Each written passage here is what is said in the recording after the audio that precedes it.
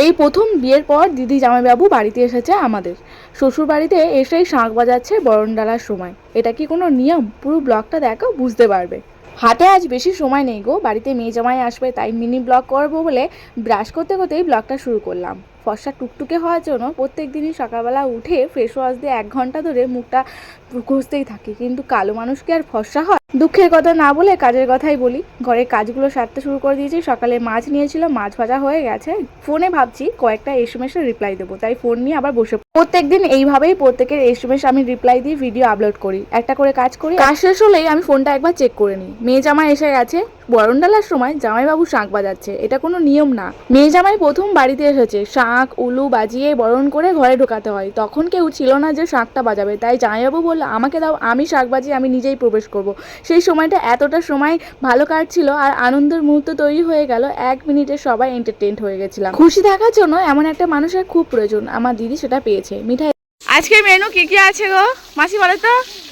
হ্যাঁ হ্যাঁ প্রথম থেকে বলো না।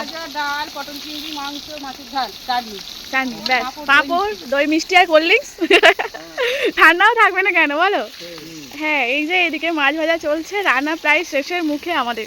সকাল থেকে মামি সেই জোগাড়জাটি করে রান্না বসাচ্ছে। বাড়িতে কোনো অনুষ্ঠান হলে বেশ মজাই লাগে। আবার ওয়েদারটা জাস্ট ওয়াও হয়ে গেছে। এদিকে মেঘ করে এসেছে, বৃষ্টি হবে, তাই আমরা ভিজবো বলে বাইরে হুড়োহুড়ি করছি। প্লাস্টিক মাথায় দিয়ে দাঁড়িয়ে রয়েছি বৃষ্টি আসার অপেক্ষায়।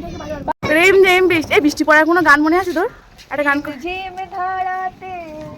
যাই মন হারাতে, তারপর এ মন হারাতে চাইছে যে বেড়াতে,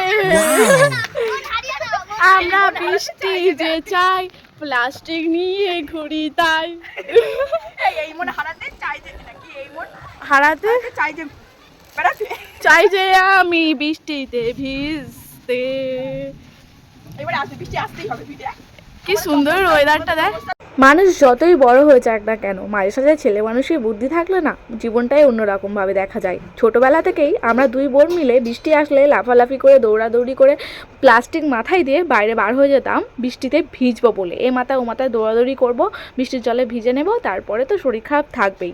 আজকে দুপুরে রান্না বান্নার কোনো ঝামেলা ছিল না, তাই এত ছেলে মানুষই দৌড়াদৌড়ি লাফালাফি করলাম। দুপুরের মেনু তো তোমাদেরকে বলেই দিয়েছিলাম মাসি, আর দেখতেই পারো মাছের পিসটা, মাছের ঝাল, আলু ভাজা, টক ডাল, আমের চাটনি। গরমকালের সময় আমের চাটনি আর টক ডালটা হলেই পেটটা ভরে যায়। মাংসের পিসটা আমি ছিঁড়তেই পারছি না। কালবাট মুরগির রান্না হয়েছিল, বৃষ্টি আসার আগে রান্নাও কমপ্লিট হয়ে গেছিলো। আমরা তো 1 ঘন্টা ধরে ভিজলাম বলে বাড়িতে বকুনিও খেয়েছি।